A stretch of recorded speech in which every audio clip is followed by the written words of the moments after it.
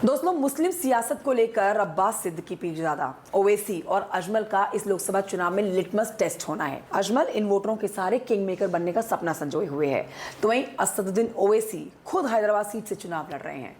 मतलब मुस्लिम सियासत के चेहरे ओवैसी, अजमल क्या 2024 में अपना दम दिखा पाएंगे, अपना असर छोड़ पाएंगे? यही एक बड़ा सवाल है जिसके ऊपर मैं आपको विस्तृत जानकारी देने वाली हूं। नमस्कार, मेरा नाम कंचन डोगरा नेगी है। आपको वीडियो अच्छा लगता है तो आप लाइक कर सकते हैं, आप चैनल को सब्सक्राइब कर सकते हैं। देखिए दोस्तों, सबसे बड़ा चेहरा आप कह सकते हैं मुस्लिम समाज से, जो चुनाव के अंदर एक्टिव भी है और राजनीति में अपनी अच्छी पकड़ भी रखता है, वो है असदुद्दीन ओवैसी का। असदुद्दीन ओवैसी की मुस्लिम सियासत क्या है, ये जानिए आप। असदुद्दीन ओवैसी भारतीय राजनीति में खुद को मुस्लिम चेहरे के तौर पर स्थापित करने में जुटे हुए हैं। 2014 के बाद से देश भर में ओवैसी का ग्राफ तेजी से बढ़ा है। 2019 में ओवैसी हैदराबाद सीट से खुद जीतने के साथ साथ महाराष्ट्र के औरंगाबाद सीट से इम्तियाज जलील AIMIM से जीतने में कामयाब रहे। किशनगंज सीट से AIMIM प्रत्याशी अख्तरुल ईमान तीसरे नंबर पर रहे थे, लेकिन 3 लाख वोट पाने में कामयाब रहे थे। इस बार AIMIM इन्हीं 3 सीटों पर फोकस कर रही है, जिसके चलते बाकी के राज्यों में चुनाव लड़ने से अपने कदम AIMIM ने पीछे खींच लिए हैं। देखिए, बिहार विधानसभा चुनाव में ओवैसी की पार्टी ने मुस्लिम बहुल सीमांचल इलाके में 5 सीटें जीतने में कामयाबी पाई, जिसमें 4 विधायक RJD के खाते में चले गए। सिर्फ और सिर्फ अख्तरुल ईमान ही इकलौते ऐसे AIMIM के विधायक हैं जो पार्टी के साथ मजबूती के साथ खड़े हुए हैं। ओवैसी ने किशनगंज सीट से एक बार फिर से अख्तरुल ईमान को ही चुनावी मैदान में उतारा है, जिसके चलते बिहार की बाकी सीटों पर चुनाव लड़ने की रणनीति को फिलहाल टाल दिया गया है। बिहार में ओवैसी की सिर्फ 3 सीटों पर ही चुनाव लड़ने के लिए पूरा दम दिखाते हुए उनके प्रत्याशी नजर आ रहे हैं, लेकिन मुस्लिम वोटर उनके साथ पहले की तरह खड़ा हुआ दिखाई नहीं दे रहा है, जो जानकार बताते हैं।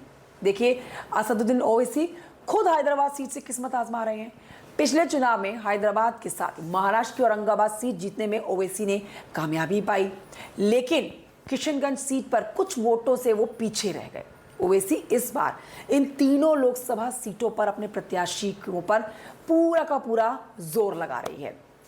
यूपी में एक भी सीट पर अपना उम्मीदवार अभी तक AIMIM ने नहीं उतारा है। राजस्थान, पश्चिम बंगाल और झारखंड में भी नहीं उतारा है। इस तरह से ओवैसी ने 2024 के चुनाव में चुनिंदा सीटों पर ही चुनाव लड़ने का फैसला किया।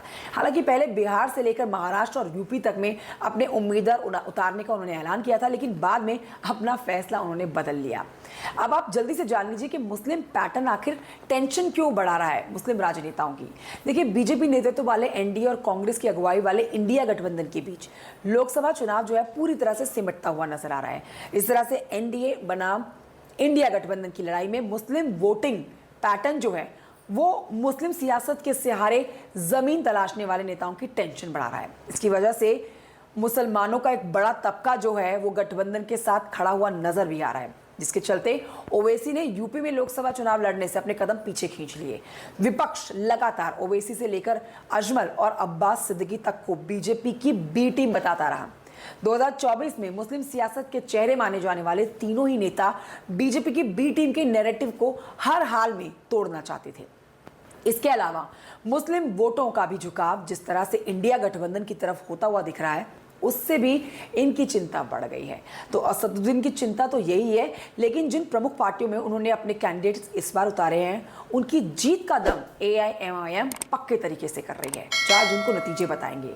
फिलहाल आप कमेंट करके बताइए जानकारी कैसी लगी आपको। Thank you so much for watching. जय हिंद।